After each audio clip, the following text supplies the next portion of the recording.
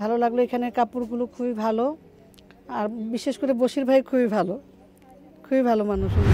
যেমন বলে এক্সচেঞ্জ করলে কোনো সমস্যা নেই, কিন্তু অন্যান্য দোকানে এক্সচেঞ্জ করতে গেলে একটু খারাপ ব্যবহার করে, একটু টাকা কেটে রাখারই বলে। বশির ভাইয়ের এখানেও। আসসালামু আলাইকুম।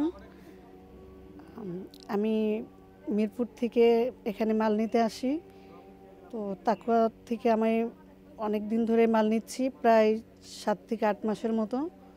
অন্য অন্য জায়গার থেকে নিছি, বাট এখানে একটু বেশি ভালো মনে হয়েছে, বা সব দিক থেকে ভালো মনে হয়েছে বলে আমি এখান থেকে নিচ্ছি। ভালো সেলও করছি আল্লাহর রহমতে, আলহামদুলিল্লাহ।